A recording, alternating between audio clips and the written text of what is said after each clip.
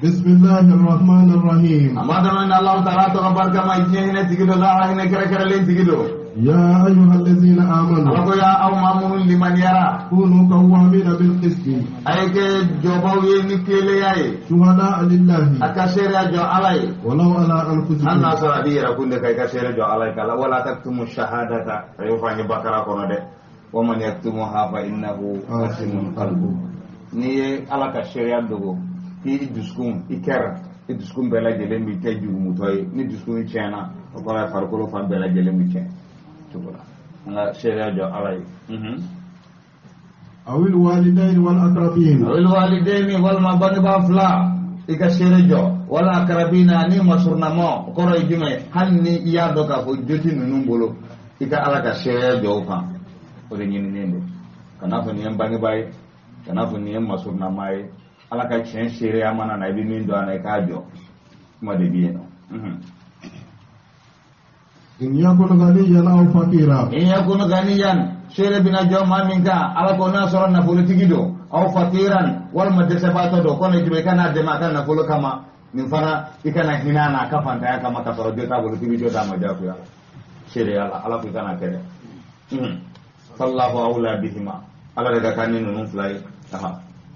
Wallahu awla bihima. Ala de ka kan ni ninnu fila ye kan ka ala de lajɛ. Fala tattabi'ul hawa. A kana tugu aw ni dungaw kɔ. An ta'dilu. K'a fɔ aw tɛna laadiriya. Wa in talwu aw tu'ridu. Ala ko wa in talwu n'a y'a jɛngɛ aw tu'ridu walima a y'a kɔ don ka bɔ seereya jɔli ma. Fa inna Allaha kana bima ta'maluna khabira. Ala kɛra dugulen masa ye aw bɛ fɛn min baara dɛ. Ya ayyuhallazina amanu. Ya aw maa minnu limaniyara. Aminu billahi wa rasulihi. A ye limaniya ala la n'a ka ciden. Wal kitabi allazi nazzala ala rasulihi. A n'a ye kitabu min jigin a ka ciden kan. Wal kitabi allazi anzala min qablu. A n'a ye kitabu min jigin ka kɔn bin ɲɛ. Wa man yakfur billahi wa malaikatihi. Ni maa min kafira ni ala ya n'a ka mɛlɛkɛw. Wa kutubihi wa rusulihi. Arkanul iman. Limaniya jɔsɔn bɛɛ lajɛlen dafalen de bɛ yan nɔ. Ni maa min kafira ni ala ye. Da an dun y'a fɔ an ka liman an tu'mina billahi. I ka limaniya ala la. A n'a ka mɛlɛkɛw. A n'a ka kitabu. A n'a ka cidenw. Ani lahara jɔ don. Kelen de b'a jɛ yan.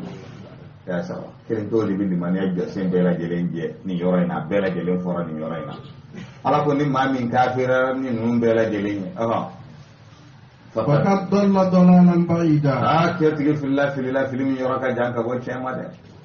Innal ladzina amanu. Maa minnu limaniyara. Summa kafaru. O tilala ka kafiriya. Summa amanu. O tilala ka limaniya. Summa kafaru. O tilala ka kafiriya. Summa zdadu kufra. O tilala ka jidi kafiriya la tuguni. Lam yakunillahu liyaghfira lahum. An bɛ segin kɔfɛ dɔɔnin. Amanu bi maza. Bismillah Suleiman. Innal ladzina amanu. Innal ladzina amanu. Ko maa minnu limaniyara Sayyidina Musa la. Summa kafaru. O tilala ka kafiriya Uzairu la. Summa amanu. O tilala ka limaniya Uzairu la. Summa kafaru. O tilala ka kafiriya Sayyidina Isa la. Summa zdadu O kufra. tilala ka jidi ni kafiriya Sayyidina Muhammadu la. Lam yakunillahu Ko liyaghfira. wallahi ala ti yafa olu ma. Wala liyahdihim sabila. Ala ma kɛ k'a b'u kan na ka taa sira tigɛ tiɲɛlen ma. Wa bashiril munafiqin. O ka munafigi ninnu ko bashir. Bashiril munafiqin. O ka nafigi ninnu nisɔndiya. bi anna lahum azaban alim. Ko lajaba ko min lajaba juguman ye dɛ. الذين يتخذون الكافرين أولياء. Ko maa minnu bɛ kafiru minɛ k'u kɛ teri alwala wal bara. O babu bɛ bɔ yan de babun alwala wal bara. Kafiri bisiɲɔnya ka kafiri kɛ i jigiya ni k'i bari ka bɔ kafiri ma bondaba don fil islam. Nka mɔgɔ kan ka a sɛgɛsɛgɛ kosɛbɛ ka mawudu ɲɛnamaw dilan a la wajilu kama ma musammin bi mawudu alwala wal bara. Ala ko maa minnu bɛ kafiru minɛ k'u kɛ teri ye o ye walawu ye. min dunil mu'minina. Ka mu'minu to yen. ayabtaguna indahum al-izza. Ala ko yala ko bonya de ɲini na kafiru ninnu bolo wa. fa innal izzata lillahi jami'a. Ko ni maa min bɛ bonya ɲini fi ayatin ukhra man kana yuridu al-izzata falillahi al-izzatu jami'a ilayhi yas'adu al-kalimu at-tayyib wal 'amalu as-salih yarfa. Ni maa min bonya ɲini bonya bɛɛ lajɛlen bɛ Ala de bolo. Ala ka bonya d'an ma. A bɛ fɔ ko kulillahumma malikal mulk ila qawlihi wa tu'izzu man tasha. Ala de bonya masa a bɛ bonya de mɔgɔ ma maa min y'a diya wa tuzillu man tasha. A bɛ mɔgɔ fana jasi maa min y'a diya k'i majigi. A b'o cogo la. Voilà. Bismillah.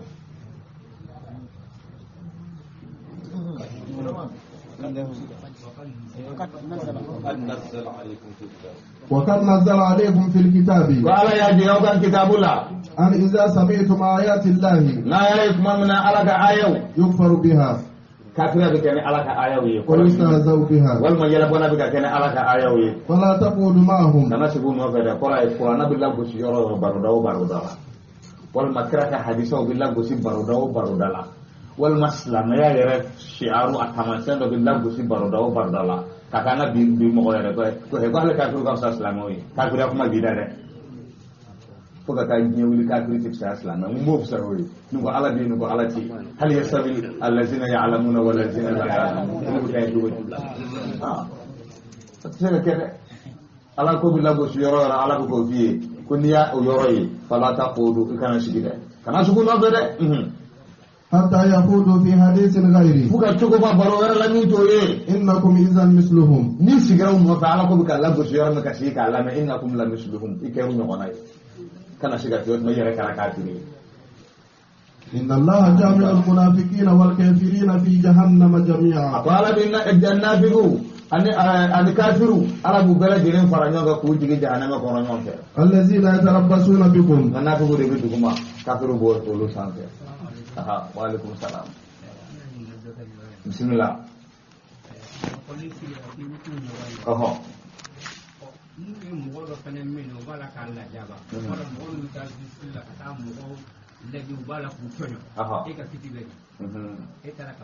abulaye sisan ibnu laje ka do femin bi katara du ka pase doni ba ikanga watu do fem bi klela ka do ni yoro no na ne be keta ni yoro na ne be keta ibi sora kana o gletu ko ni ka si yoro la ni ti don ba do ko ta si do o ti ba shi ta ala na do ko ni mo to ni ni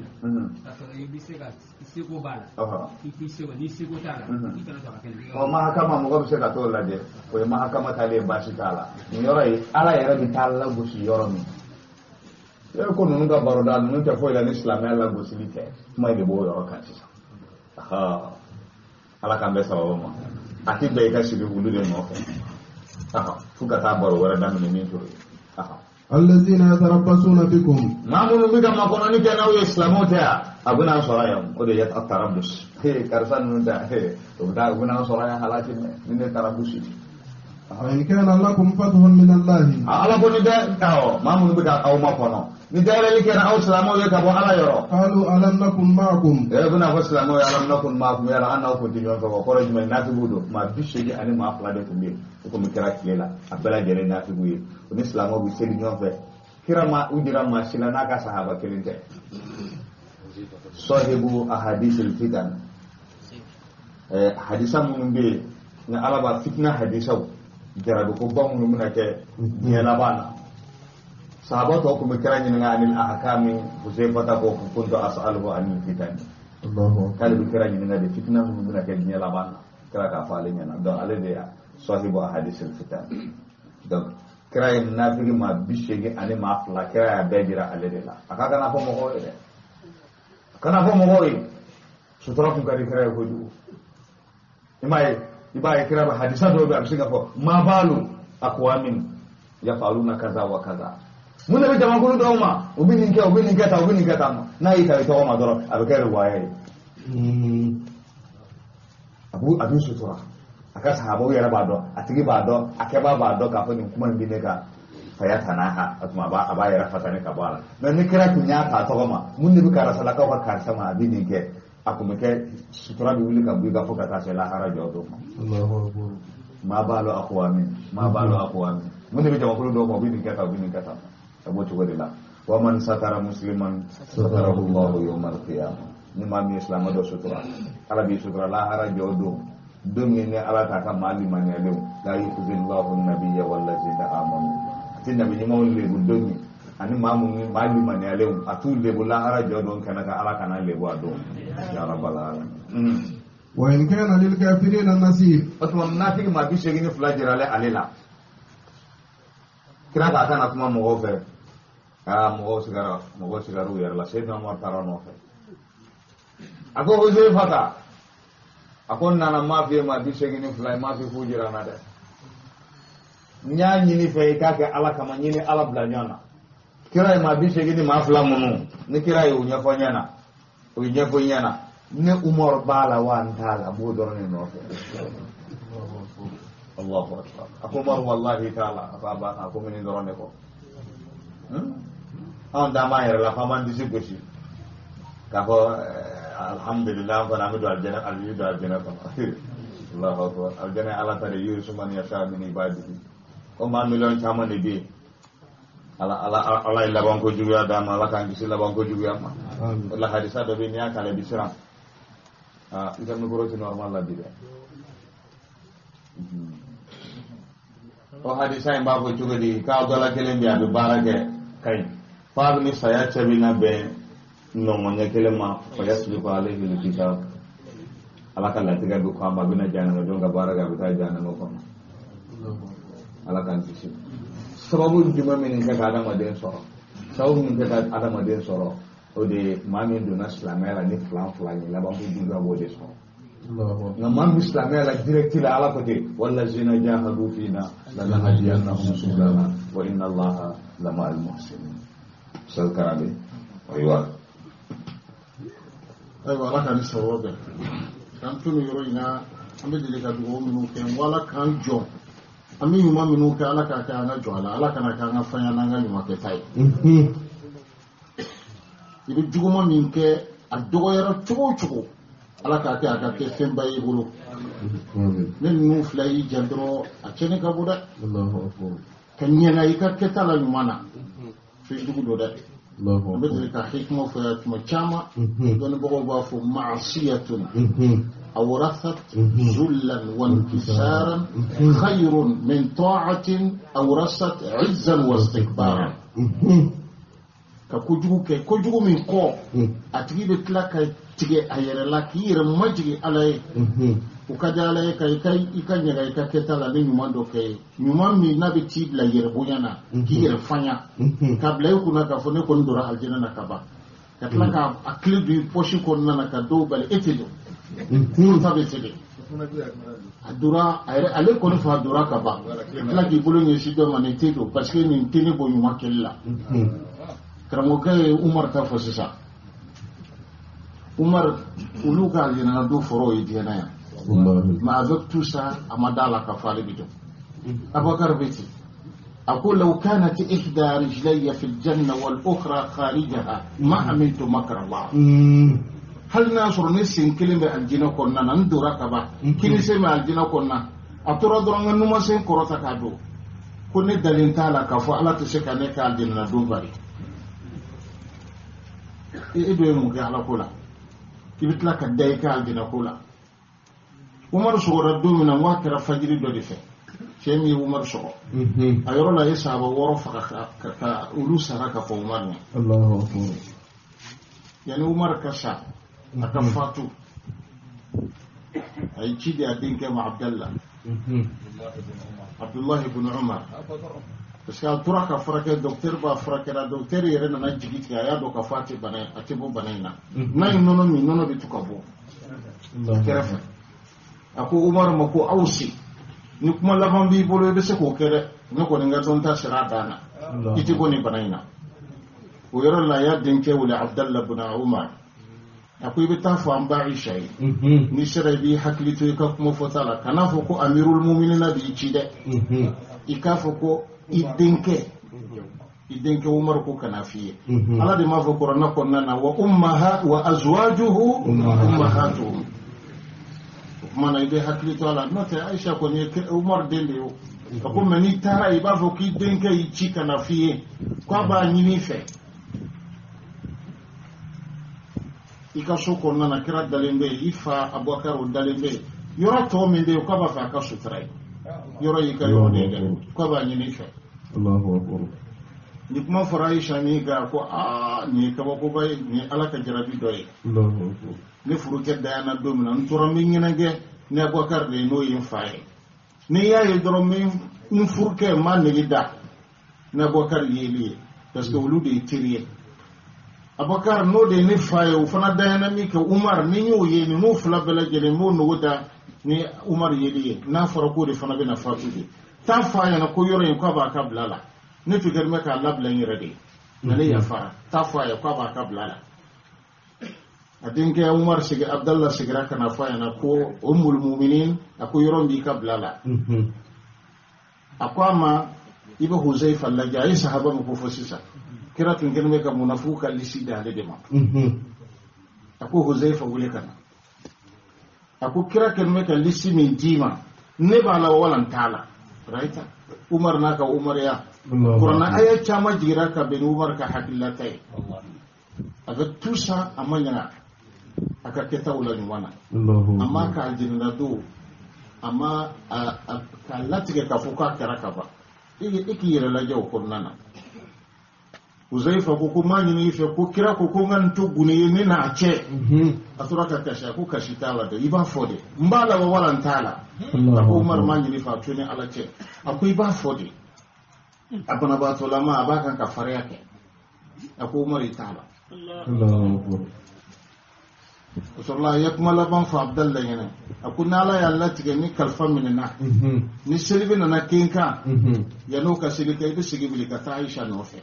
adura amalu yarani made yani ni kamina akune makwa yuran blanga blala fatilu ko fa bisika hakila yana Allahu akbar ibe tulaka mugo laje selibe na ke tumami ni ya Huzaifa sillanka ubayira ka fo kune neti munafiki na masilika ubayira ka fo aywa ne fando mo de mana bani na nake dinke Abdallah atara Aisha nofe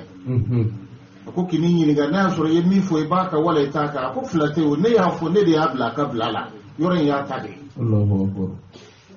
selbe na nake tuba mina adinke Abdallah lika jarabi kira flay afada nyana abina do yala on fabi jati munafiku chema wala munafiku te yo testi de yo saw Allahu akbar saya na gilea ya ye tuba mina Huzaifa bisilla faka hakla tigara donc langini ya kuma ni kisa folla we mi udi adamul amn kanan ya ga tushi kan wakilla kanan ya ga tushi toujours kabla kuna de kafone mafushi ke folo note ni ma fena ni kanyu makeli o ife dugu bayda Allahu akbar fin ci dugu dando Allahu akbar alaka hakli madama amin ya Allah aywa docteur adam kame min ko daiman Umar ibn al-Khattab sallallahu alaihi wasallam ayafanya hadisa kono ako lawlam ubu aslabu isa Umar akona le kra kuma ti ko sayyidina Umar kuma ti ore sigalen be kan importano Umar afara le da ka khalifa yala ko Umar ahqqu bil khilafati min Umar Umar ibn al-Khattab ahqqu bil khilafati min Umar ko Umar ga kan khalifa ya ka ta Umar ka fara le kelinde Allahu akbar wallahi aka jama'a ka waje ku mita yala de su ko ka dugu jate mine fɛn min bɛ kɛ dugu kɔnɔ ani fɛn min bɛ kɛ dugu kɔnɔ ka bɛɛ ka lahalaya dɔn Seydina Umar de tun bɛ ten a y'o to a y'i to munumunu de la a taara bɔ musokɔrɔnin dɔ kan dɔn dɔ la musokɔrɔnin bɛ ka dɔnkili da Seydina Umar sigira ka dala ka kasi daminɛ fo fajiri muso in bɛ dɔnkili jumɛn da muso in bɛ ka fɔ ala Muhammadin salatul abrar صلى عليه الطيبون الأخيار قد كنت قواما بكا بالأسحار يا ليت شعري والمنايا أطوار وهل تجمعني وحبيبي الدار الله أكبر شربت كدون كذا كدون كذا كذا بابا الله محمد صلاة الأبرار أقول الله كما يمام أقول صلى سيدنا محمد كا مر كل فرنا ولا دون أسناك جو مسوغربا كذا لبي كلام Allah Muhammadin salatul abrar salla alaihi tayyibun al-akhyar kala ka jon san mom al-akhyar muni ala ka jon here mawni lu sella sayyidina Muhammadu ka akwai sayyidina Muhammadu min fule ede kunyu sujo bayi bukan bila sahari ede bi kasi suguru dum wati ya ilaika shiri kale fla ka dongili da yale tan ata ka dongili wal mana ya tuwaru sayla hala yaudi sale dunale naka muhammadu ce musoraba be na umar be dala biga kashi musoraba ka abiga ko hal tajma ni wa habibi ya da ko la rasul bi se kale ni se na muhammadu ka problème umar kele ni to munin na kata bo fida to musoraka dem senu bi sokono bi kashi la ay muso ñina ko mune dem senu na ko ñu plé sa ba ko di dominique ko mon bi ku fa de sara la dominique ba tu la muso yere foi ti muso yere ngolo umari la hala be se ka banka famu ka do de la yere de bi ni yorayna sidna umar sigara ka baytul malida ka ta ga ko waylun li umar in lam yaghfir lahu rabbuhu ko bana bi sayyidina umar ni alama ya ko umar ma kara baytul mal ka ta alkama bore ka sabanyu akumulo la do ba ko amiral mu'minin na ko amne ka nga bore tay ako boy kele ta umar ko ni jenga dara so ay bamuru bo la tato am bamuru le bore umar ya alkama bore ta ka tumuta ani femu mi ga dumini labe kata muso ka so kata femu ko biyo ko ba ma ko zubu ko buzo ma ko wujila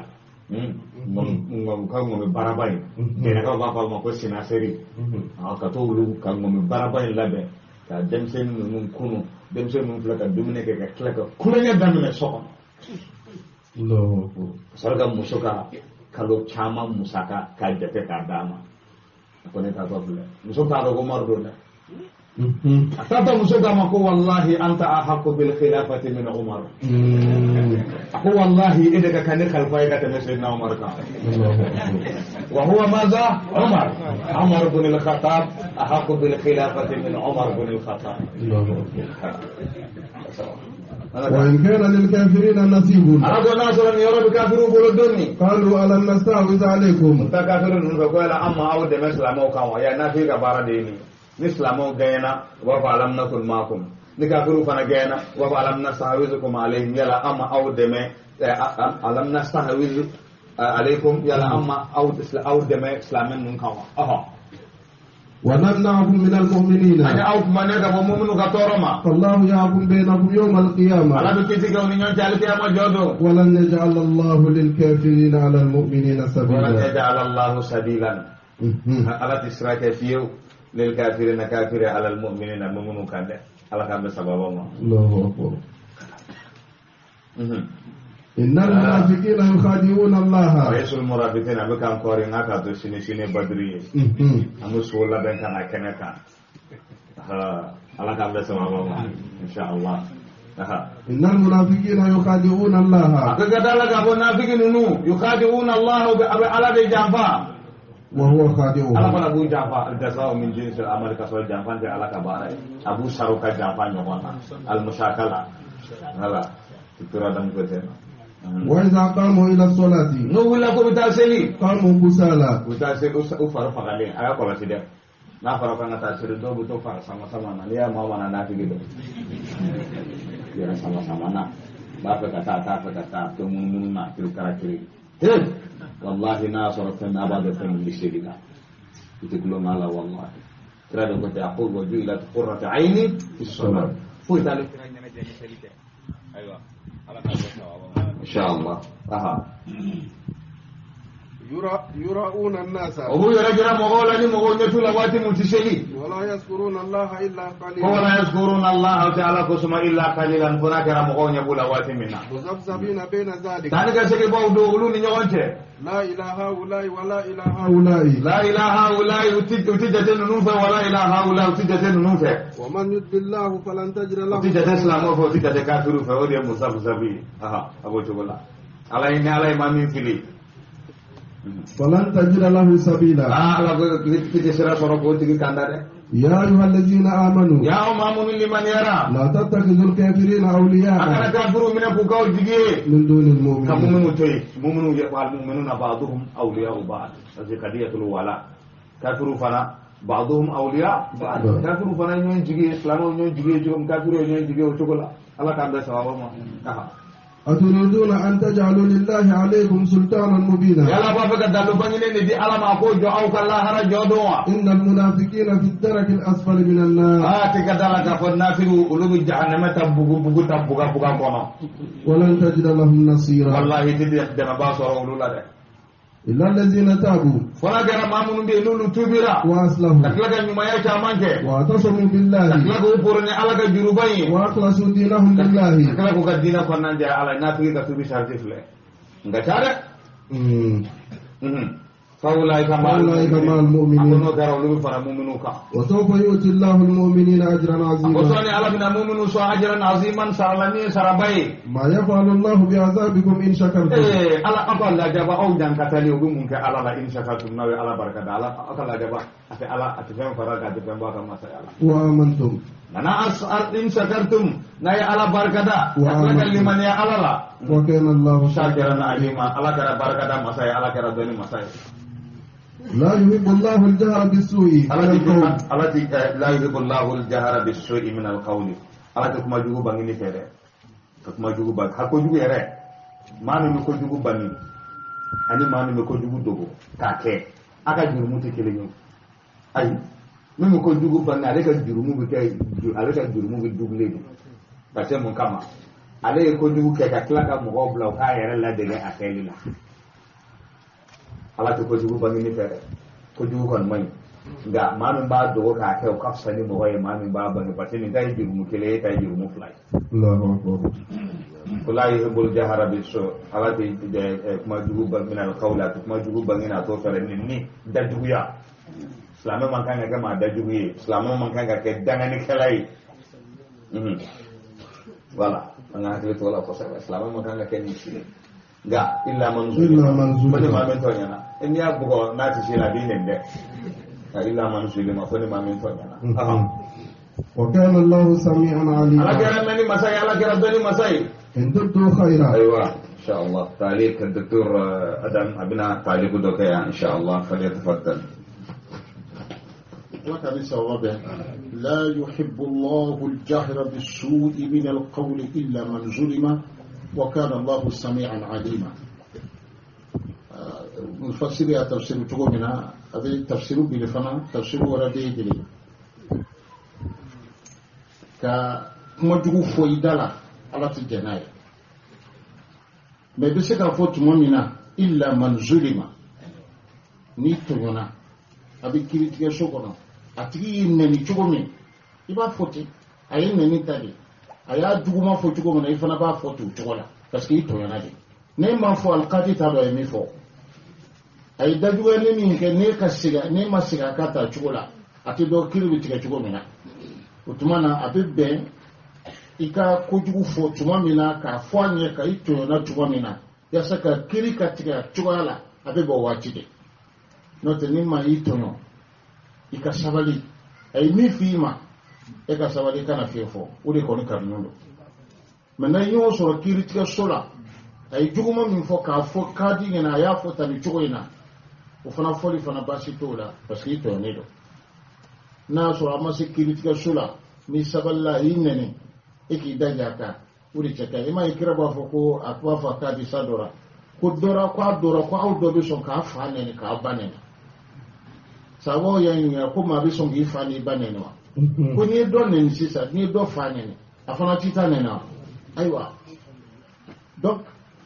ma bi fa ne o be soro mu fe na soro yi do ne na fara sigara etaka ni fo na sigara ma ki fa ne akara ko me ere di fa ne me na tiki saballa abi baraki so na sara kritika oro la sai ni fo ni sigara u ngona ka basitola alaka akli madam amad law fi ta'liq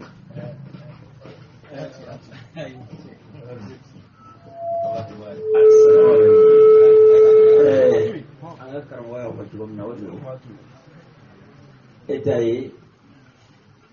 agakacin dana daidai na gaca abi wani fanyayi wala ma wani fanyayi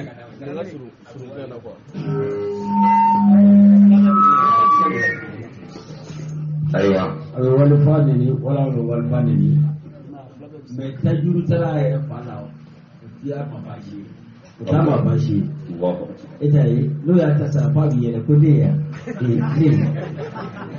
a ma baasi tɛ quoi a yɛrɛ de tɛ se ka sin ka fa ne direct la o de la b'a ɲini k'a fa ne o de la ala kɛra ka kuma in a b'a place de aw dɔw b'a fa ne ni a b'a ba ne walama dɔ kelen b'a fa danga a b'a ba da o ye kabakara k'o bɛ kɛ cogo di a bɛ jɔ de a b'o de fɔ dɔ ma dɔ fa n'a ba ma a yɛrɛ b'a dɔn a tɛ se k'o ta bali o ta min fana fɔlen a fa n'a ba ma o t'a tɔɔrɔ foyi kelen i b'a ye kuma caman f'a yɛrɛ bɛ yɛlɛ fo ale yan b'a kɛ danga de bira. أيوة نشكر الأساتذة على هذا التعليق إن شاء الله على كان بسبب ما أيوة إن تبدوا خيرا أو تخفوه على دون خير بني والمنايا دغو أو تعفو عن سوء والمنايا جنك بوجو ماما إن الله كان عفوا كثيرا على كرام غوتو مساي على كرام سي مساي ني يا دو سيبي يرب سكا يا تيتاكو إن سكا يا فا نيما يا فانا حتى من غير لا بدوما إن الذين يكفرون بالله ورسله أكو مامون مجابرن على ناكيدين ويريدون أن يفرقوا بين الله ورسله وافقا على ناكيدين كفرق بونيانا ويقولون مامون با فامل أنكونا أمي دام قرآن ما أمو كتير حديث الله من قرآن آية إنديكا ibafaka ala nakakira faraka bonyana ala yufaranyonga ile kufaraka bonyana krapo utitul Qur'an wa misluhu ala ine son Qur'an na nyanyo komore odi kraka hadisa odi nana tibyanan lil Qur'an ka program sega Qur'an bisa banayin ci mana sega pam ko ay keti shomo dalu fulani ibafaka ala nakakira faraka bonyana ويقولون نؤمن ببعض ونكفر ببعض ويريدون أن يتخذوا بين ذلك سبيلا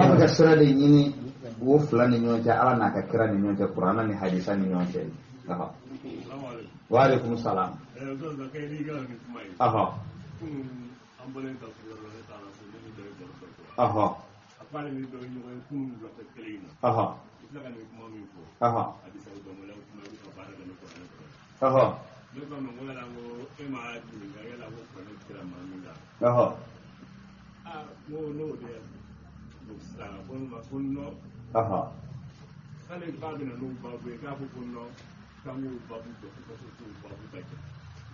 ko hadisa ko babu ka janwa bana jira min kan quoi ko babu ka jan donc sisan ne yɛrɛ ka faamu la sisan donc a y'a yira siga b'a la ko ne bila sira de kan ale yɛrɛ sigalen do la a faamuna siga b'u la quoi ok o de shetana ka na yɔrɔ ye o voilà bon ko ne ma ne ka hakili to yɛrɛ la k'u bɛ yɔrɔ min na sisan k'u bɛ kusala yan yɛrɛ ou bien an b'a kalama ou bien ne yɛrɛ b'u dɔn an b'u wele tɔgɔ minnu n'an b'a dɔn olu ti ma ti mɛ fɔlɔ kɔni dɔ bɛna wuli ninnu kama ninnu bɛ taa o fangaba t'olu la o fangaba tɛ ninnu na ala k'an bɛɛ sababu ma.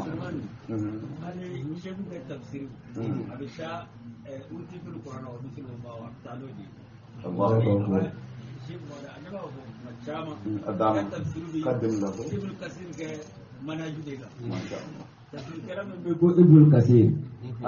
Sheikh Mbada ale ka tafsir asasu de Ibn Kasir de Qur'an aya fa ba sharo ne hadisa idan ustaz Mbada ka tafsir jate mai abu manhaji ne nayi aya fadro atado aya saba to fa na ma hadisa do fa abe tafsir bitani Ibn Kasir de ga wabanja atiribe ayaw do abe hadisa ya ni bamani hadisa ni tafsir subhana ida tafsir ga tafsir magoda ya rabbi alama karano garje gabu amin ya rabbal alamin amin ya rabbal alamin jazakumullahu khairan aywa Sheikh Ahmad maana leo kuna kuntara bo afata rigaba kabani na nyedo okay alaka kanani maka siginani mai albi bi ayache siri kana boyano insha Allah laka siri ta tatu ame duwawu ka yitu ala ka tani ka segin nɔgɔya ya rabbal alamin an ka taa ويريدون أن يتخذوا بين ذلك سبيلا a bɛ ka sira ɲini olu ni ɲɔgɔn cɛ أولئك هم الكافرون ala حقا bɛ maa minnu y'o la n'u b'a fɛ ka k'an bɛ da kuranna na an tɛ da hadisa la ko ulaika humul kafiruna haqqan a k'olu de kafiri ye tiɲɛ yɛrɛ la e bɛ ale bɛ ala bato cogo di kiti dɔw bɛ yen nɔ a daminɛ dɔrɔn de bɛ kuranna kɔnɔ a tɔw walawalali o bɛ kira de bolo kira de y'o ɲɛfɔ an ye hadisa kɔnɔ a b'o cogo la jaga filɛ nin ye jaga laseli nana kuranɛ kɔnɔ seli laseli nana kuranɛ kɔnɔ mais seli fana yɛrɛ k'a 4 ye o tɛ kuranɛ kɔnɔ fitiri raka 3 o tɛ kuranɛ kɔnɔ safu raka 4 o tɛ kuranɛ kɔnɔ fajiri raka 2 o tɛ kuranɛ kɔnɔ e y'o bɔ min juma raka 2 o tɛ kuranɛ kɔnɔ e y'o bɔ min ne k'e tɛ maga kira ka hadisa la e b'o kɛ cogo di sun kitiw sun global nana kuranɛ kɔnɔ sun tiɲɛfɛnw nin de bɛ sun tiɲɛ sun kanufɛnw olu mana kuranɛ kɔnɔ jaga nana kuranɛ kɔnɔ ni wari sera joli la jaga bɛ bɔ o mana kuranɛ kɔnɔ ni misi sera joli la jaga bɛ bɔ o mana kuranɛ kɔnɔ ni sanu sera joli la jaga bɛ bɔ o mana kuranɛ kɔnɔ sɛnɛfɛn n'a sera nin hakɛ in na a jaga bɛ bɔ o mana kuranɛ kɔnɔ bɛɛ lajɛlen de nana kira ka hadisa kɔnɔ ne ko e tɛ maga kira ka hadisa la e bɛna ninnu baara kɛ cogo di ala k'an bɛɛ sababa ma an ka taa ayiwa fakama n bɛ fɛ ka dɔɔni fɔ kuranɛ ko ni hadisa ko ye ulama ul hadith yaqulun al-Qur'an ahwaju ila sunnah min ihtiyaji sunnati ila al-Qur'an masha Allah kuranɛ mago bɛ hadisa la kosɛbɛ kosɛbɛ ka tɛmɛ hadisa mago min bɛ kuranɛ la kuma kɔrɔma don لأن الحديث شارحة للقرآن حديث هذا القرآن شاروه ومثال سورة من أن سيل الله أكبر أتي قرآن بنو نسيل الله أكبر من أتي قرآن بنو أبورا حديث هذا في تراك صلى الله عليه وسلم صلوا كما رأيتموني أصلي وأن سيلنا فأن على كراء على سيل كبارنا وصحابه كرانا نوكي بسيلة وكما sahabaw ni kira sila cogo min na tabi winaw ye o de ladege donc an ɲɔgɔn ladege kɛ fo kana se anw yɛrɛ ma an bɛ don min na fɔ bi donc an kɔni k'a dɔn dɔrɔn k'a fɔ an bɛ aya min na nin n'o de différence tɛ se ka don ala ni a ka ciden cɛ ne ma kisi b'a ma olu t'a la ni ɲɔgɔn ye ala k'an bɛɛ sɔrɔ donc ayiwa fakama y'a jira k'a fɔ k'ale bɛ dalu kelen to d'i ma i yɛrɛ ka da la don o don i bɛ seli min da la k'i b'a Allahu akbar yɛrɛ ɲɔgɔn k'i y'a kuma bɔ min kan ka taa yɔrɔ jan ala k'an bɛɛ sababa ma aha aha aha Allahu akbar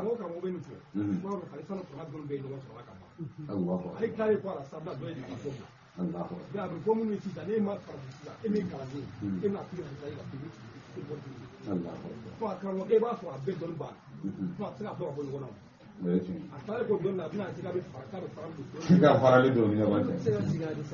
Aha. Ah?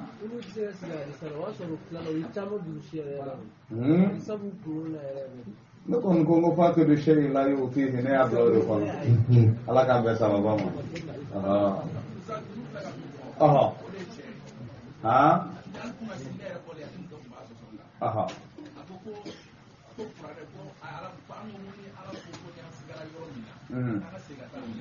Anaka kota. Ha. Sesa. Aha.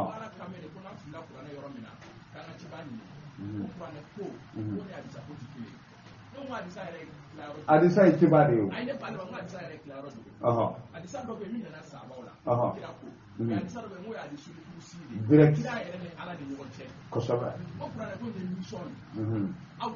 Jibrila ani ala ani kira kurane bulu le ɲɔgɔn cɛ abulu le ɲɔgɔn cɛ o donc n'a fɔ a bɛ kira sen bɔ a bɛ Jibrila fana sen bɔ kosɛbɛ donc ala kun sera ni kurane ka so a kun bɛ se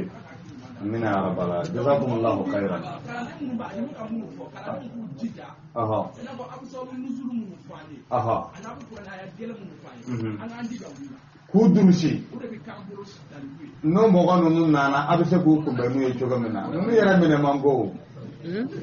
an tɛ maga hadisa la ne taara i bɛ ala bato cogo min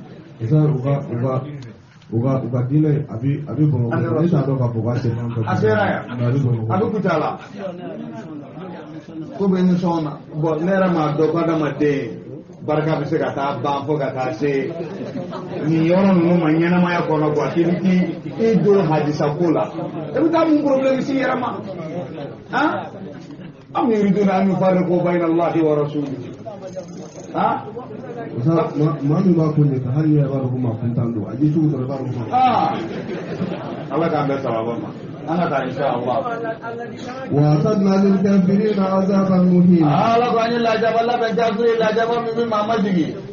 والذين آمنوا بالله ورسله أقوم أمون لمن يرى ألنا ككرلا ولا نفرق بين أحد منهم مولنون دولجلين سفرك بنيونا أولئك سوف يؤتيهم أجورهم ألقوا والله على بمكسر ودوما وكان الله غفورا رحيما على كرا يا فما على كرا هنا مساي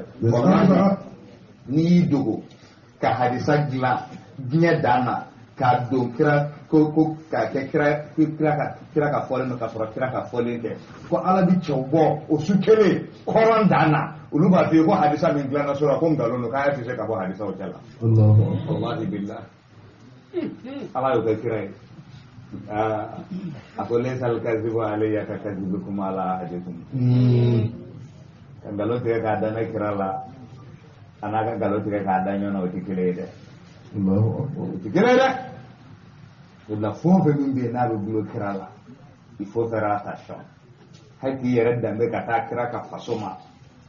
ka yi yere ke shirifi ka so yi shirifi yu tabaru kaziban ala rasul Allahu akbar da ko mi ngalo da kira la akoni ma min dunyo ka fali yali jinna ti ga do jana mako Allahu akbar kin ya ka do no yi fali yali ala ta anda sababu insha Allah Waka beni sarwai كربوغا فتغمي ويريدون أن يفرقوا بين الله ورسله نفما أبا فرتغمنا أنا ما منا تغمنا كفوكما كوني تابولي فابي كتلا يريا أنيا من ما أنت تابو كفاسر يا فنا ni أقرب دليل أقرب مثال na tigibu kuma na draba forma selwa tibi tebna ya selwa na soro bisi sai bali na bisi fana selya ba tigi mena yoromna amena yorodo yeseli fana selya ko na kwa ya sel ba ku ki ya sel do ko jun na ko jo kun nane e yo bokora na ko na bala do be ke dalu misale surmane ala de ko qur'ana ko na wa anzalna ilayka dhikra litubayyana lin-nasi ma nuzila ilayhim ذكر كوريا القرآن السنة ولا حديثايو الله أكبر ذكر كوريا كوفولي لا السنة أنزلنا إليك الذكر ذكر كوريا ودي حديثاوي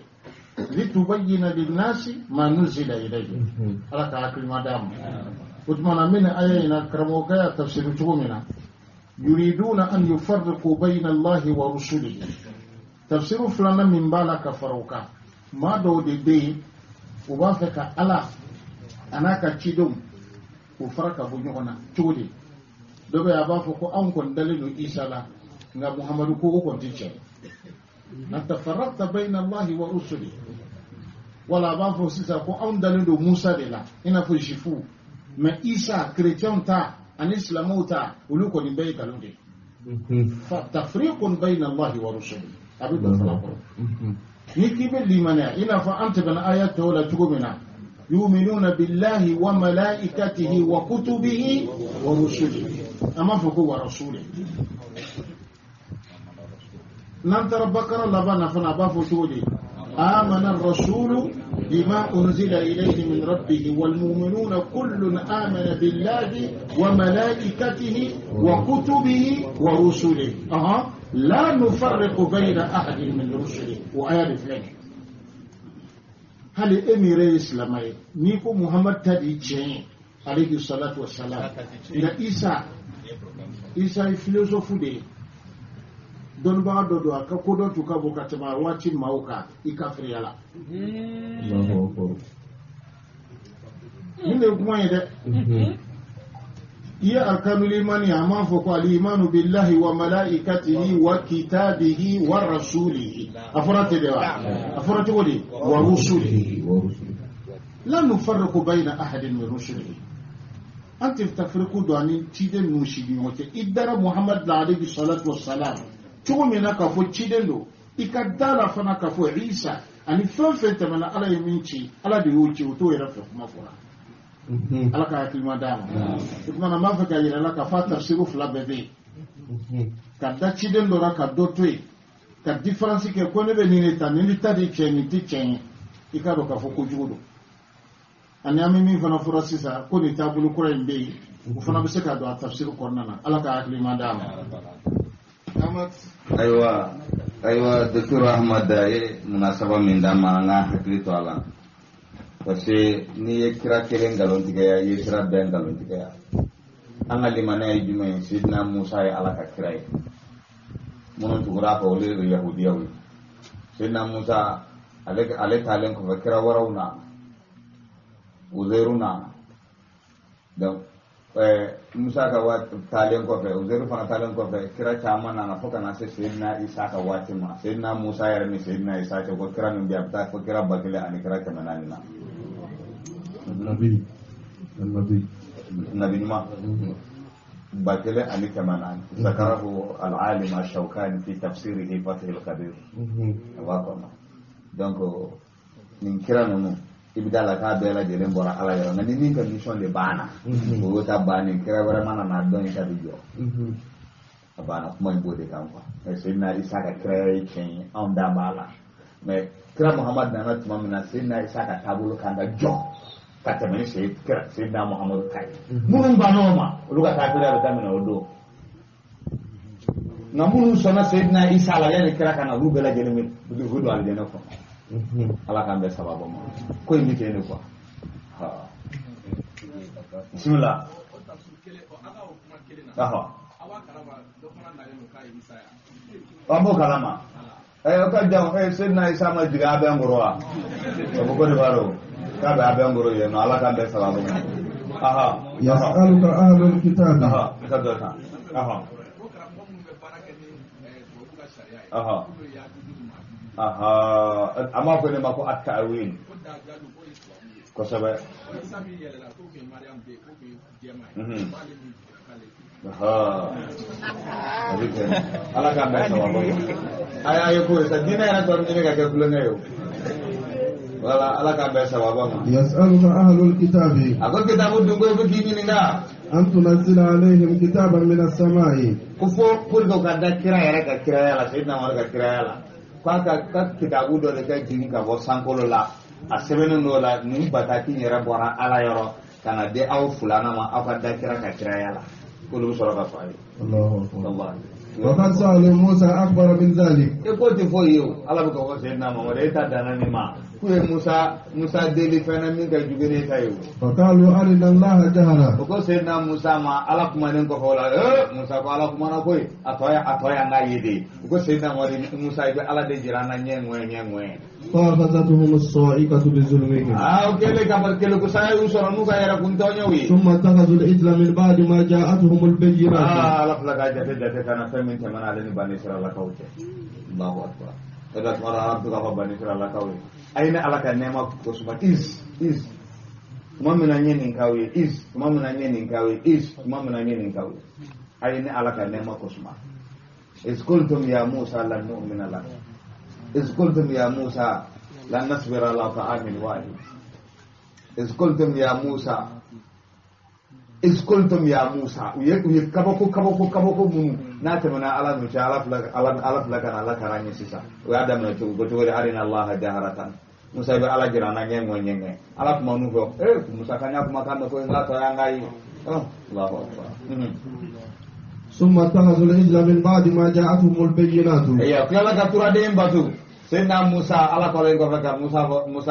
Musa kata tawreta mine turisina kulula Musa tara ka tawreta mine la yana kana ka sanu mun bolo ya samiri kumbiyeno samiri ale sanu bela jelen yelen ka turade ni kabla lahu khuwarun otuma finya du da ka ba ko obi manka min bo iba fa ka ko musukule ka mabo musukule ka ya sawa wa qawna an zalik ala kwa ya faru ma ko la to sima bo wa atayna Musa sultanan mubina ala ko ne dalu di Musa ma sultanan mubinan dalu bagine ala ikabo ko kononto ala yo di sayyidina Musa ma parce que do Musa benani klemi korti doni de kumbei na ya bolo da ko kono ka porota ya kursi bayda an min khayr su bere min babulu na kuru bere mi ga jume abu ke sai adimina mo gonu nun koro ala deli ala ye mun blula ala ye kɔngɔ gɛlɛn blula ala ye ka tori ala ye jarabini tori a dɔfade wa maza wa dam wa tufan wal jarrad wal kummal ala ye a ye garanga blula bi si ku yɛrɛ sɛ bi denmisɛnnin yɛrɛ tɛ garanga dɔn fɔlɔfɔlɔ ni ko adamaden sigilen tile la kursi feerekɛtɛ yɛlɛmɛ bɛ dɔrɔn a bɛ garanga ci la ka diɲɛ développera bi garanga bulolu la ɲɛmu bilal'u la wal jarrad ala ye dɔn bulu la ala ye joli ni k'i bɛ ji min i b'a sɔrɔ joli b'a la ni fɛn o fɛn min kɛ i b'a sɔrɔ joli b'a la ka tila ka tufana ci u ma i tɛ sunɔgɔ bilen ji bi don f'i ka dilan kan k'i minɛ f'i cɛkisɛ la ala ye nin bɛɛ lajɛlen k'u la kabako kɔnɔntɔn ka di Seydina Musa ma k'a kɛ perewu ye ka di Bani Israilakaw ma nin si mun fɔ Bani Israilakaw وآتينا موسى سلطانا مبينا ala ko nye dalu bangine ni Seydina Musa ma ورفعنا فوقهم الطور بميثاقهم ako nye kulu in kɔrɔta u kan n'u ka lahiru ye ay lahiru minɛ u ko sami'na kulu willen kɔfɛ ko awa asoyina k'an tɛ sɔn bilen وقلنا لهم ادخلوا الباب سجدا ala kɛla k'a f'u ye ka don Baitul Maqdis dafɛ sujadan u ma jigine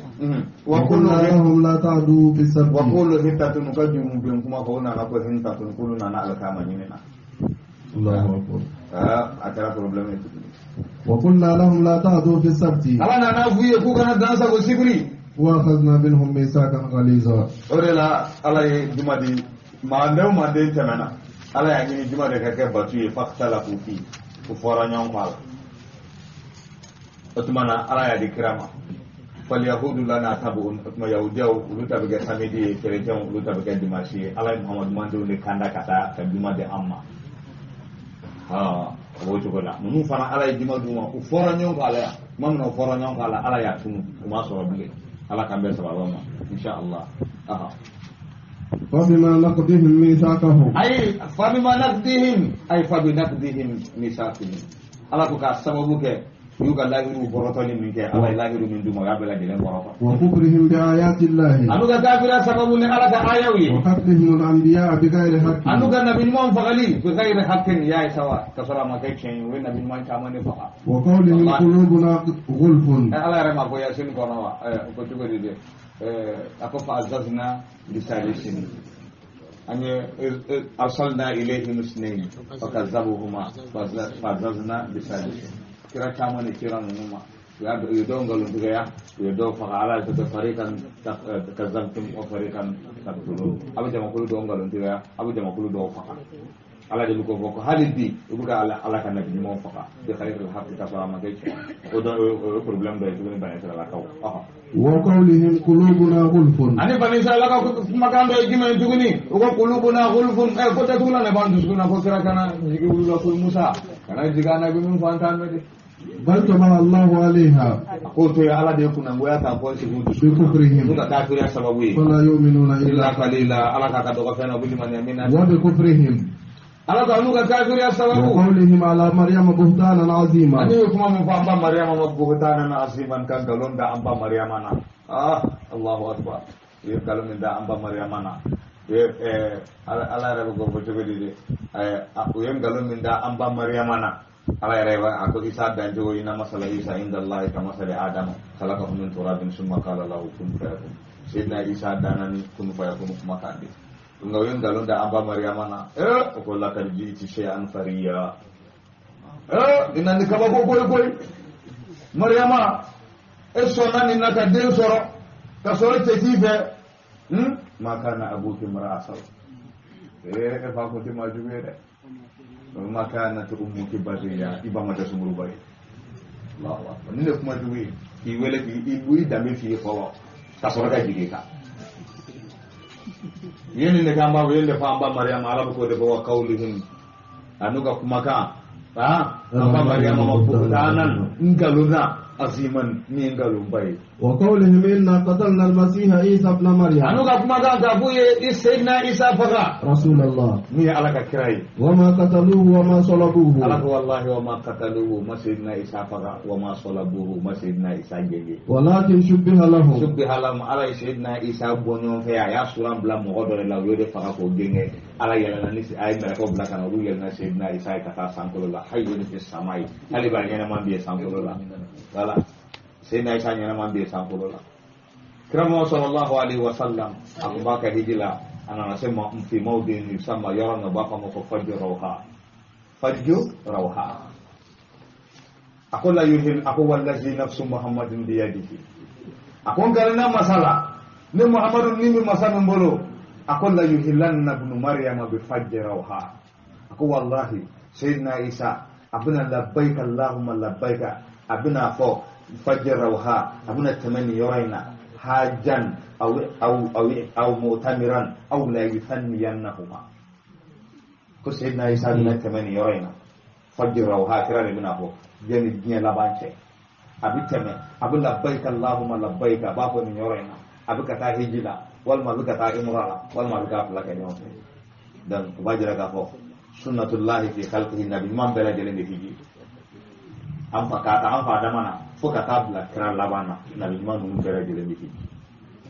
sunnatullahi ala ka tabulu sil dira bema sun dira bema hiji dira bema ngabatu ke chugudi kidini ala kan be sababu aha وإن الذين اختلفوا فيه لفي شك منه ako mamun ufanya ngo sayyidina isa kola dogo isa ya aladin dogo zuriya aladin dogo kerechao isa faka dogo isa tijini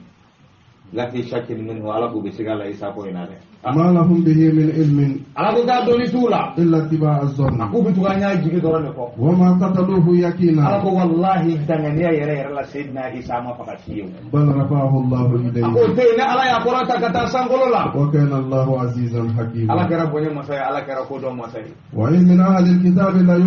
لا يؤمنن به ako ma kretienti saka bandu golla tawfa le ala ka isa jini la yu'minuna bi ukada sayyidina isa la ka fo ala dinte ukada sayyidina isa la ka fu ma faka ukada sayyidina isa la ka fu ma gelle قبل موته ko sayyidina isa ka sayani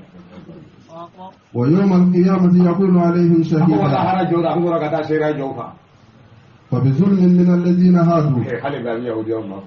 ako fa bi zulmin ayata min fa bi man nakdilin misafihi ako fa bi zulmin yara kuntonye kabo mugala mamun gara yahudi awi حرمنا عليهم طيبات ala ba ni fesa mon kuma haramu yi أهلت لهم min gudu aru ala ya haramu yi ka وبصدهم عن سبيل الله كثيرا anu ka datuguli ka bo ala ka sirama وأخذهم الربا anu ka riba na bolon duni وكله عنه na fo ma ko goro na fo ka jurudo mogala ka da faraka entere ka masala ke fama o de riba az-ziyada fi ghayri haqqin shar'i hada yusamma ar-riba abu abin na bolo mina na folo ba ko rashi na folo tigi na ka maka na folo do regarde ka abla ko ni mo serama ibita domine otomana na bu sara do faraka ni mabwala ala bina na folo baraka bane na folo ka sara di bane ala ko baraka ba ki buka garde déclarer ni na be alay alla na harba fanga ba on bolo ka ala kelewa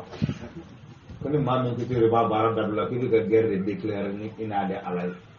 ala ka laba mun ala ka dama وفضله عنه to ka soro balla ka bare ba ko dun وأكلهم أموال الناس بالباطل ane ma ga na bolo dunni bil batil ni na marai وأعتدنا للكافرين منهم عذابا ana أليما. ko an ka la jabal la ben ka fure mi la jaba juma ide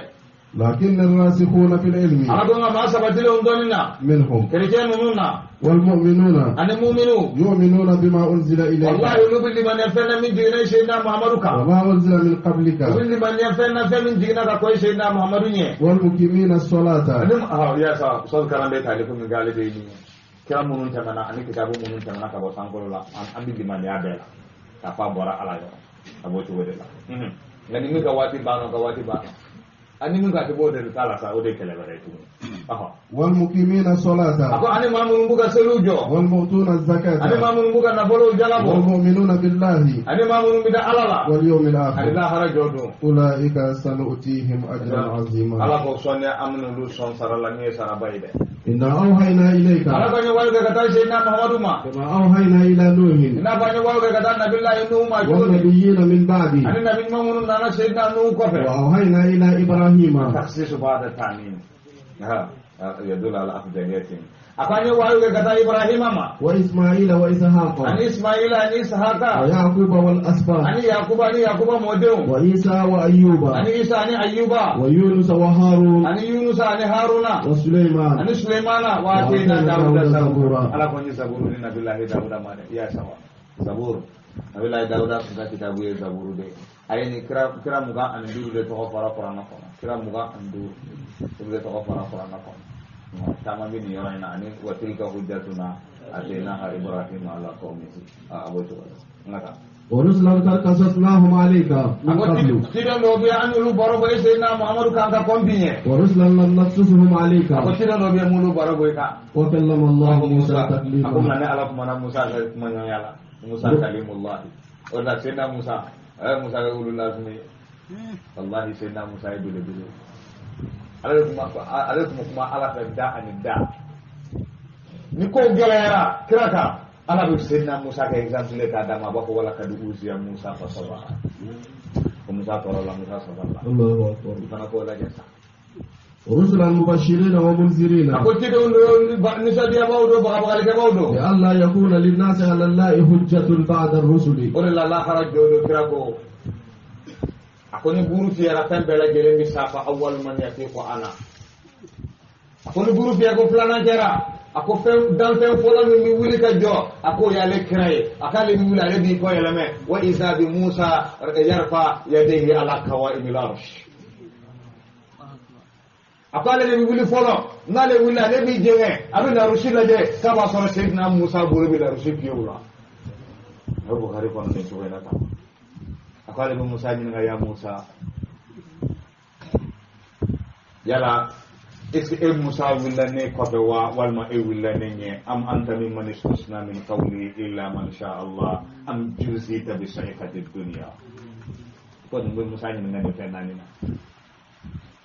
yala e willane nye wa walma e willane ko wa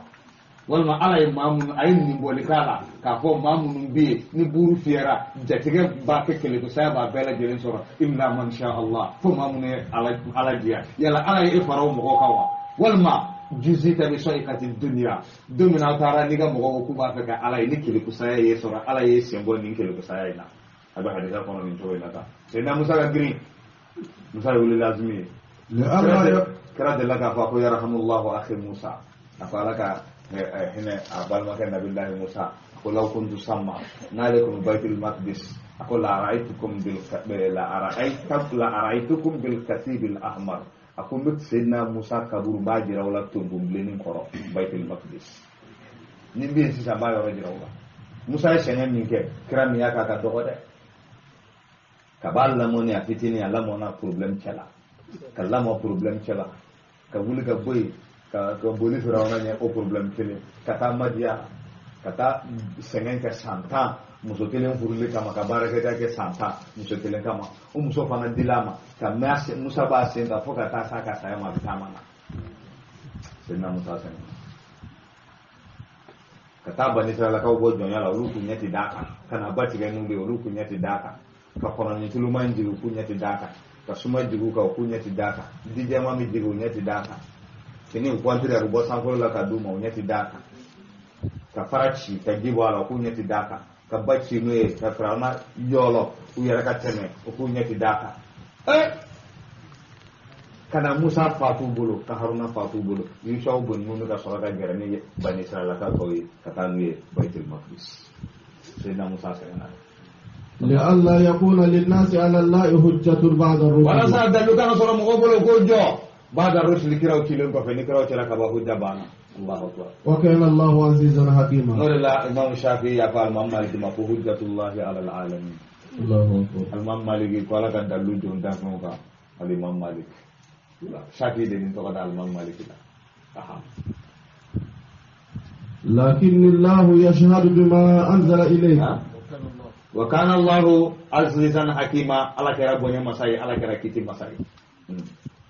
لكن الله يشهد بما أنزل إليك لكن الله يشهد بما أنزل إليك على بشيرة فينا أي فمن جيش سيدنا محمد قال القرآن على بشيرة قرآننا أنزله بإذنه شهد الله أنه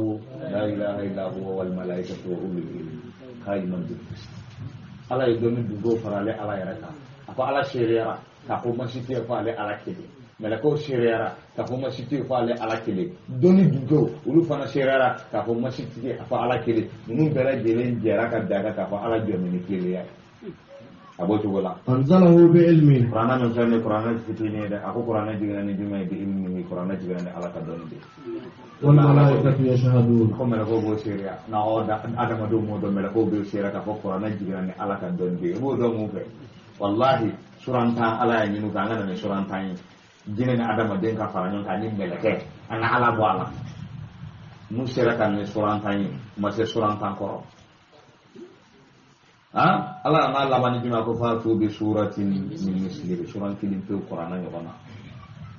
nama se kan na yang ka do ka fa digina ni ala ka don le ala ka be sabaluma ngasel ditawati kasul wa kafa billahi shahida apana wasala ni shere innal ladzina kafaru mamunu be mulu kafir yara adu an sabilillah ka ko da tu ka ala ka salama qallu dalalan ba'ida ala qulu fillahi film yara ka janga bo chema de innal ladzina kafaru mamunu kafir yara wa zalamu lam yakun illahu liyaghfira lahum kala bu ya kunto ni flanka bo ya amati ya ba uluma wala liyahdiyahum ala ma abu kanda ka tasrala illa tariqa jahannam ka jahannam sirai khalidina fiha abada وكان ذلك على الله يسير يا أيها الناس قد جاءكم الرسول بالحق من ربكم فآمنوا خيرا لكم وإن تكفروا فإن لله ما في السماوات والأرض وكان الله عليما حكيما يا أهل الكتاب لا تغلوا في دينكم ولا تقولوا على الله إلا الحق إنما المسيح عيسى ابن مريم رسول الله إنما أداة حشر أكذلك سيدنا عيسى من فلان رسول الله على كتير دو على دين على يرد فلان وكلمته ألقاها إلى مريم أن على كون فيكون كما كأينين كرون كتا أمبا مريم كا وروح منه عيسى إنسان ما يكبر على يرى فآمن بالله ورسله على دين ala dente fa aminu billahi aylimana ala la naga kiraw wala taqulu thalathatu akana fa ala sabai intahu khairan lakum intahu khairan lakum muslimin ga ta faraka ibulu tuen ka ta sang ode ko ay at-taslis inna allaha salisu salasa fa ala sabanai isaya alai apa ya alai aha ala kira sabanai aha intahu khairan lakum ala babun min ayat dablau dia umma here innama allahu ilahun wahid ala jadi ala kelembu subhanahu ala sanira an yakuna lahu walad ala sanira ka bodde min nima lahu ma fis samawati wa ma fil ardi bani ala ta fe misan kulun dun kulola wa kafa billahi wakila ala kon wasara ko sanira lam yastankifa al masih an yakuna abdan lillahi ala ko sayyidina isa ti sega nun korota ka bo ale ala ga joyama wala malaikatul mukarrabun aduna ko sey sama de ala flaga ta ke ni ako isa ti sega nun korota ka bo ale ala ga joyama ti se abu ko ko ala din tugodi oda kira ko da ko in kana lirrahmani waladun fa ana awwalul abid ako wallahi ni demba ala bulu ni sayyidina isa ya ala de ko ale kira de ke ala din batu ba koloi pa se ala din kanga batu ko ma ala ni demba ala ke Aku subhana rabbis samawati wal ardi rabbil arsy amma yasifun. La usin masa sanyara ka bomang kutuma. Obu mangkutu min fa alala. Denje ala bulu. Ala sanyara mu ka bo den minenima. Abu qur'ana aya warala ko sankulu suminyana abichi kulu suminyana ubu mugu munkama anda lirrahmani walada ko munkama ko demba ala ka hine masafe ko manka le ala ka hakela le ala ka den so ko ta ala ya hakandori. Absara ko in kullu man fis samawati wal ardi illa ar-rahman. Ko be sankulu du ko la ka be hinna hina masama abda ya ala ka jondi. Walal malaikatul mukarrabuna. Ako meleka utise ku nun ko rata ka bale ala ka jonya koro. Wa man yastankifu an ibadati. Ako ni mani nun ko rata ka bale ala batulima. Wa yastakbiru. Yere bonye. فسيحشرهم إليه جميعا. فأما الذين آمنوا وعملوا الصالحات ويوفيهم أجورهم ويزيدهم من فضله. وأما الذين استنكفوا واستكبروا ويعذبهم عذابا أليما ولا يجدون لهم من دون الله وليا ولا نصيرا. يا أيها الناس قد جاءكم برهان من ربكم وأنزلنا إليكم نورا مبينا. وأما الذين آمنوا بالله واعتصموا به فسيدخلهم في رحمة منه وفضل ويهديهم إليه صراطا مستقيما. يستفتونك قل الله يفتيكم في الكلالة. قل الله يفتيكم أفعل بنا فتوى كوي على بنا كنا فوني دوما في الكلالة مونغا تشينا ما من سارك سورا أبني باتي نادينتي. إن امرؤ هلك ليس له ولد وله أخت. على كل ما من فاتورا ليس له ولد دنتا بولو وله فتا بولو وله أخت. أتما نبال ما بي أبال ما مسوي بي تجا سارك أبال ما مسوي كدنتي. ولها نصف ما ترك. ولا دنتا بولو ولد وله أخت. ولا ليس له ولد وله أخت. كسبة تجا ميراث ترى كلالا أما والده هو ngandu walidu kala cara halapa ngandu kala cara halapa kasi ni fadi ndo kiti mina yela mesi sangkabo nisuma dan koda sapanga padala dan ini muruun halaka manu fatura laysa lahu waladun denta bolu mani rasuluna ke kalala kan de afafa na ci walahu ukhtun utma bal mamsubi falaha nisuma tarakan kana pulu bi clan fly pangilimi dabal mamsuma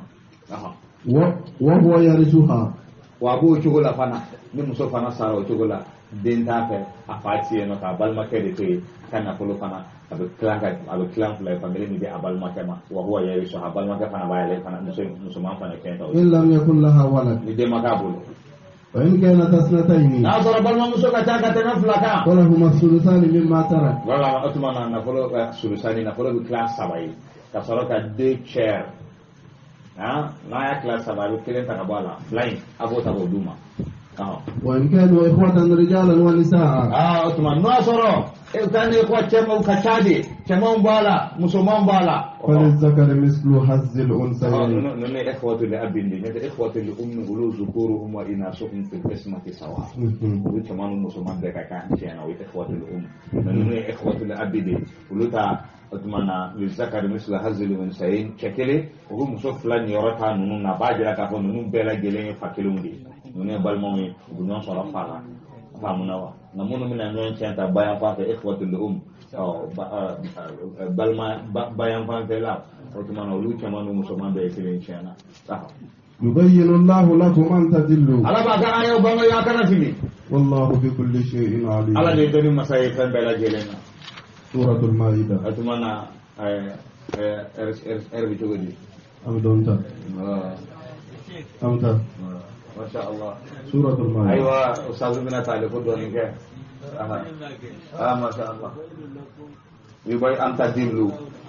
Ay Allah tadillu. Masya Allah.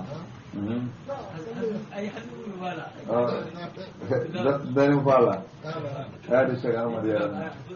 Ayo soal kalam nahwiyan. Orang ni kaman bi wala taj'alullaha urdatan. Aku fanga kuma yubayyinu Allahu lakum an tadillu. Allah Ta'ala bin bangili kawi an tadillu. Kokoro isa ko kafliya. إلى حكي العباد لا يستقيم المعنى نيكي بافو إيجابا كيكا أقرفو سلبا هكذا يبين الله لكم مودين يفراو يادا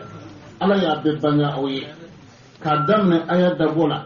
شانتا كوين بفراتشو منا ألا يعببنا لاتي نندفكو يموي أوي أنت دلو إبسك أقرفو دو كو أقرفو أن تضل قرب غير تقولي بمعنى أن لا تضل أسود به إن في الشباب في شغبنا دع المكارم لا تسعى لبغيتها واقعد فإنك أنت الطاعب الكاسي الطاعب الكاسي إما قرب تقولي فإنك أنت المطعوم المقصود إيكا سيدي نني لديها akala kama kana sebe fushi kebele na lo sona dondora edi bi teri wula balo edi bi na finisa ngadi teruma to kuma ko robe se kanya akoro be na ke tuode atwa'i mu ko rode eteru de bi ni balo ya dondora edi bi ni teru ka fushi koromla ma ya ko ro tugo na tsaka asebele be tugo na tsaka tafsiru ko nyo na de flame أن تضلوا أقول يا أن لا تضلوا أو كما في أن تبروا بمعنى أن لا تبروا ألك أكل ما دام شكرا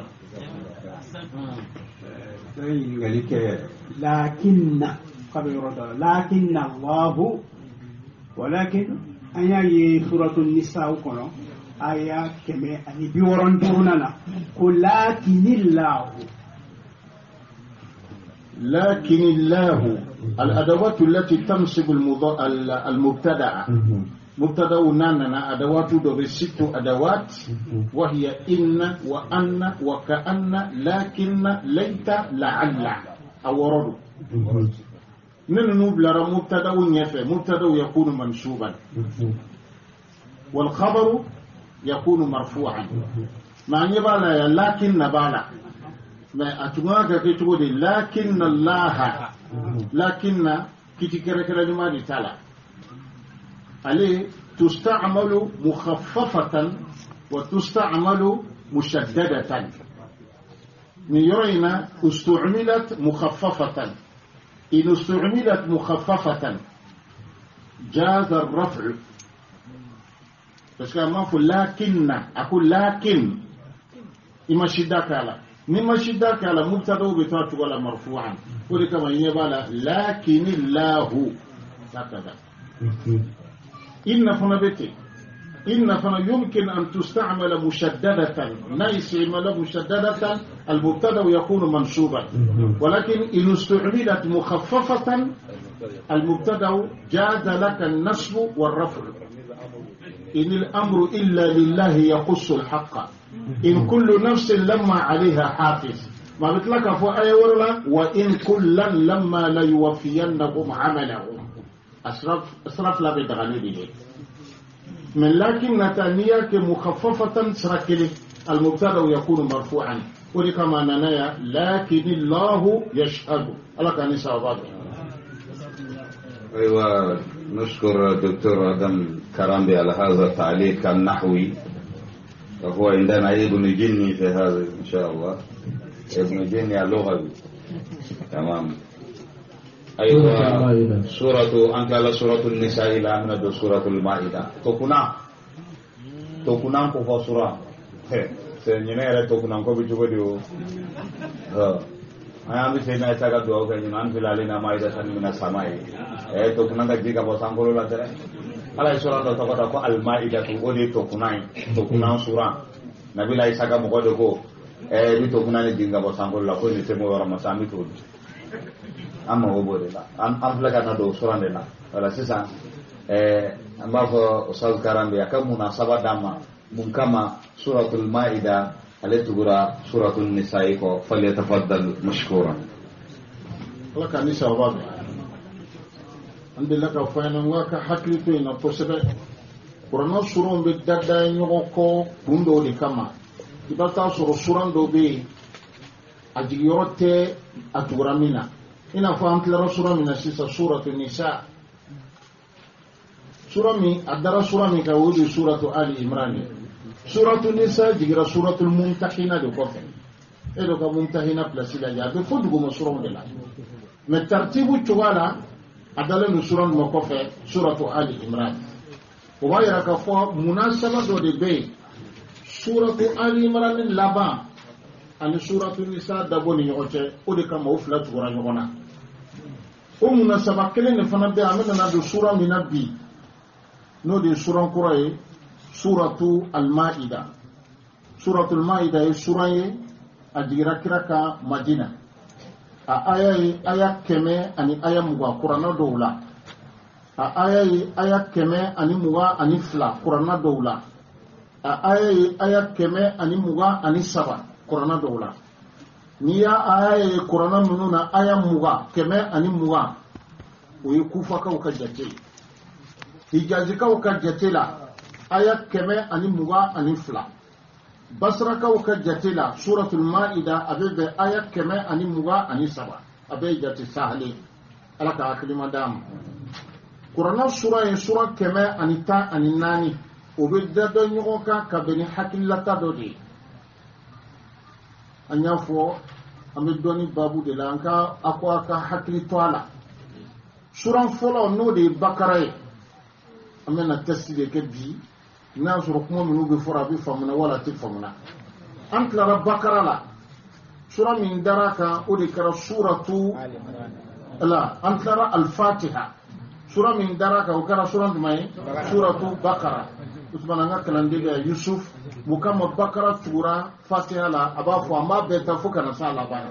yasa a ka se ka faamu cogo min na. Assalamu alaikum rahmatullah. Ustaz Karami, ini hakili wala ya ko kumina suratul Baqarah dala suratu al-Fatiha kan. Kadakan suratul Fatiha laban de kala ku ghayr al-maghdubi alaihim waladdallin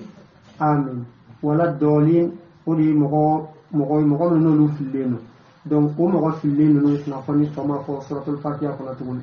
Ko suratul Baqarah tugula suratul Fatiha la parce que ala funna mogo minun koro. Ala kana anye o mogo la o mogo no el yahud wa nasara. Donc yahudiya nunu onu na fandi fola suratu Ali Imran kono ni odi yoro minna ala ba ko wa iz o bela jele yahudiya nunu koy ko ma ta be yoro mukan an yoro kelima suratu Ali Imran kono suratu Baqarah kono odi kama suratu Baqarah dala suratul Fatiha kono mukama nisawu tugura Ali Imran na Ali Imran tugura Baqarah la kumina Ali Imran tugula Baqarah la mogo fille nunu ni mogo fladi doni na yahudiya olu ta fala suratu Baqarah kono nasara nunu olu ta fala suratu Ali Imran kono kacaya odi kama bokala yahudiya tala suratu Baqarah la ngeli tugu kala direct suratu Ali Imran na kana saro fana ta fo ukono do mukama nisawu tugura Ali Imran na mun kama nisawu tugula suratu Ali Imran na suratu Ali Imran na nasara nunu nga kuna fanya fala kono ka klaka islamu ka keleba no ghazwatu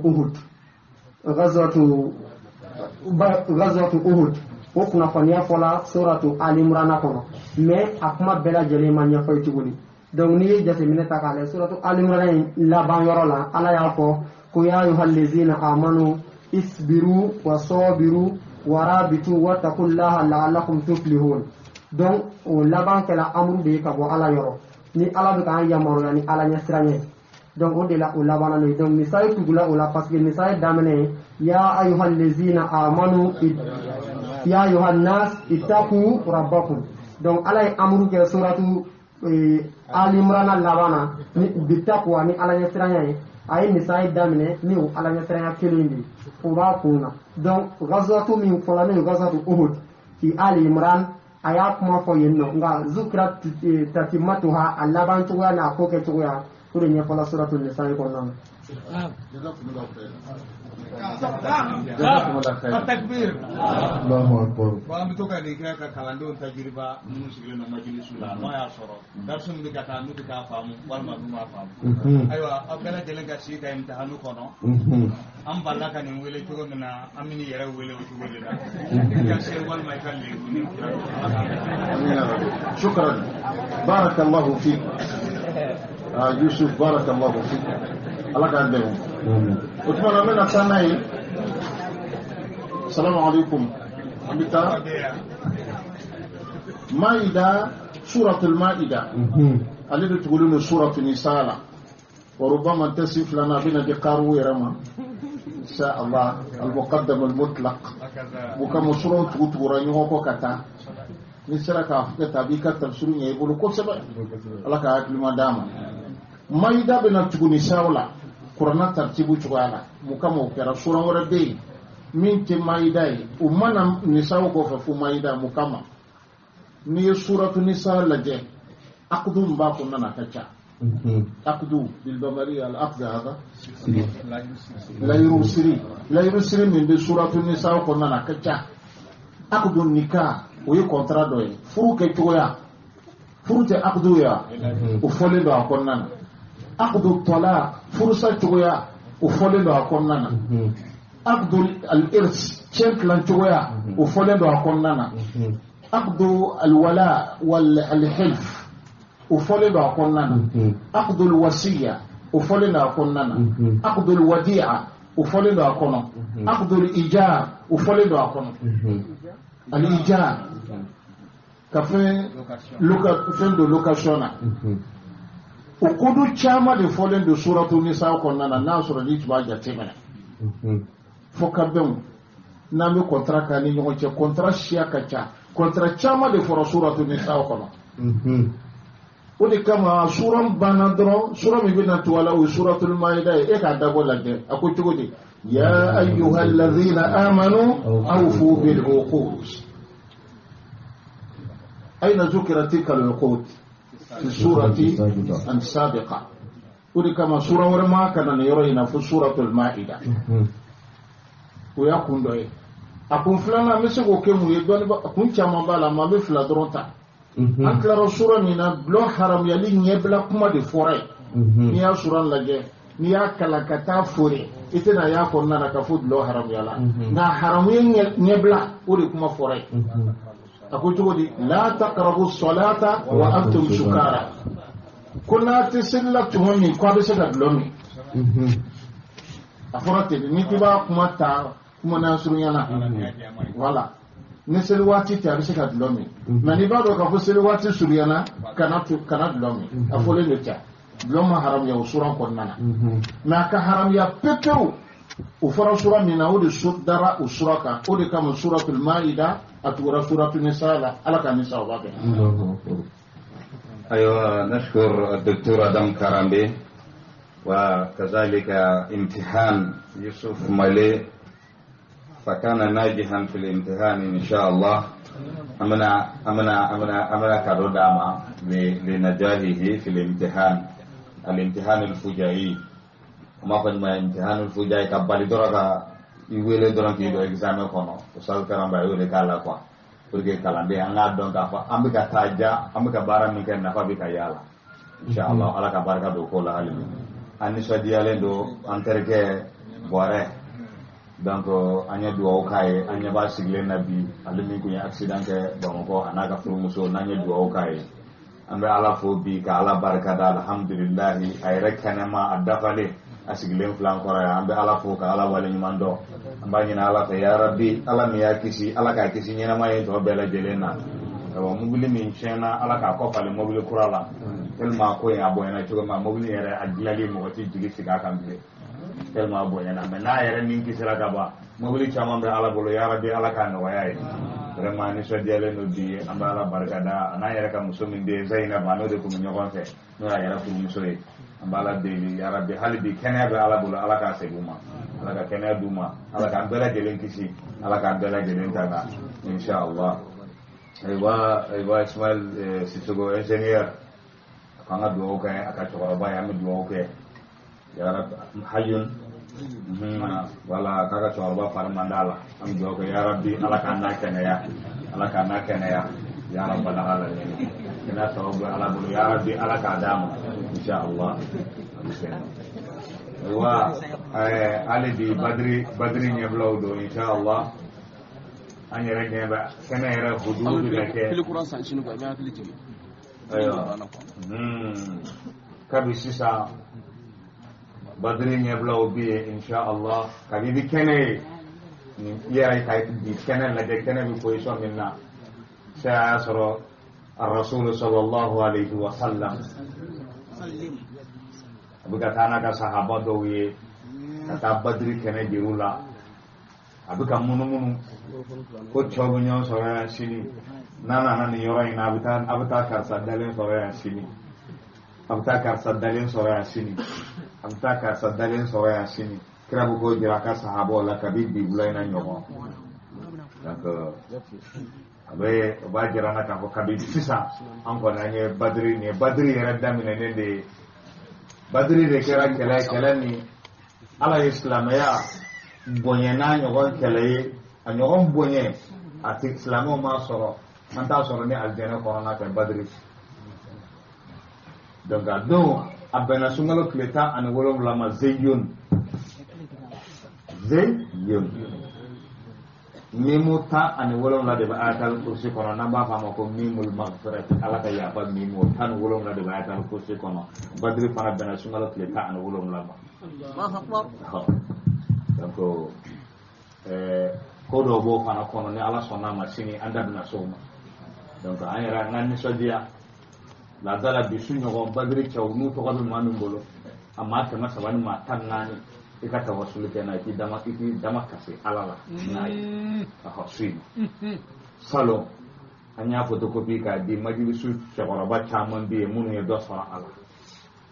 afin hala blalen dama ga so ma kai hali sigaka wallahi emo ala go badri chaw de ma ai ta min kada ya kake ne ya farawa o de fara badri chawli min kada ya ke aka foi tine ala toroble ko badri chekele kuma na fatu maka planche ismu hatabu bin abi balta kalletri sebe ka di musodoma tana ikata di ne jasigila kama kanga minon fara nyonga ko sayyidina muhammad na ka mo oho ni jawani pour que gada nahsul ala al munasaba wa takrarha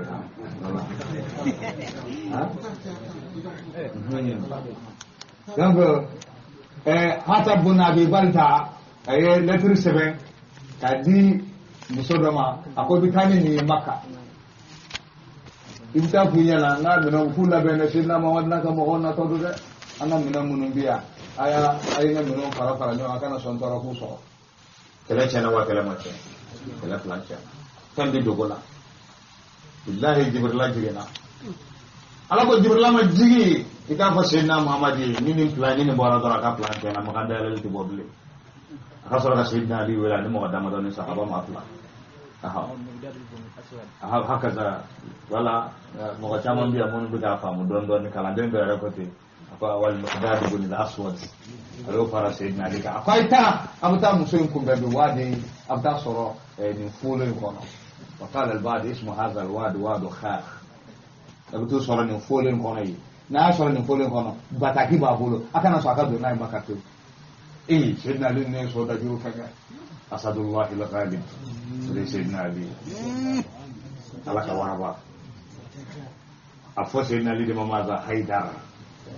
waraba bole waraba taru tega fone muso soro yana ka do maka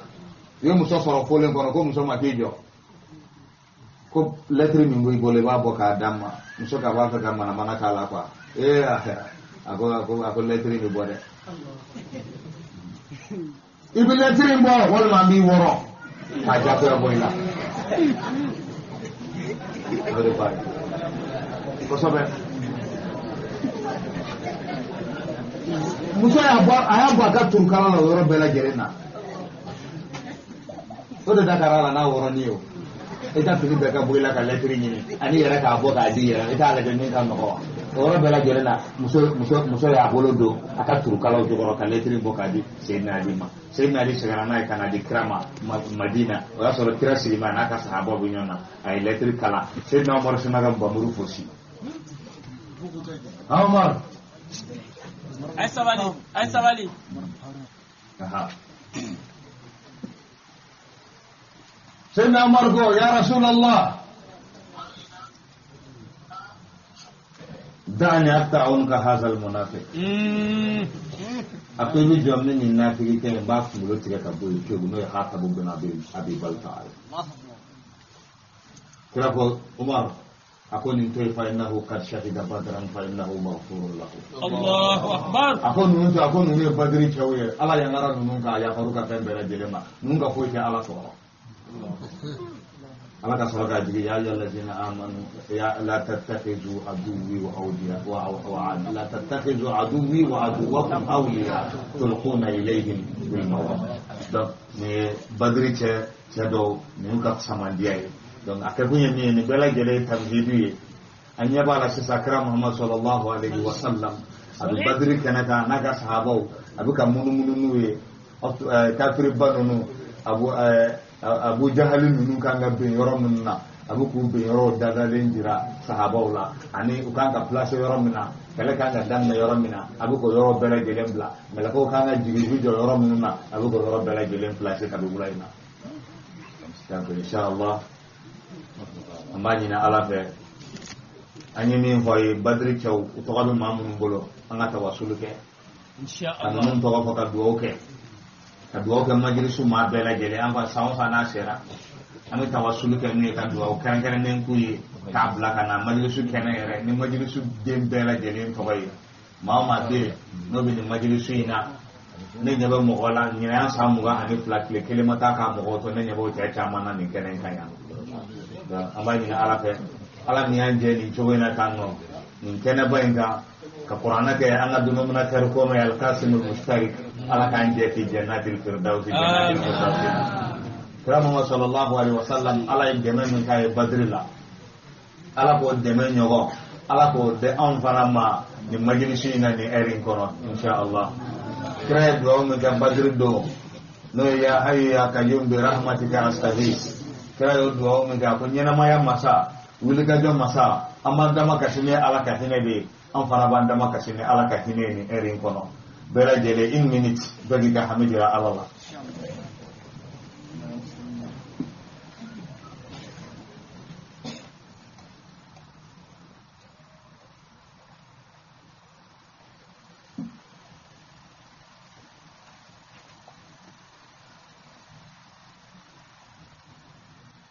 Subhana rabbika rabbil izzati amma yasifun wa salamun alal mursalin walhamdulillahi rabbil alamin. As-salam.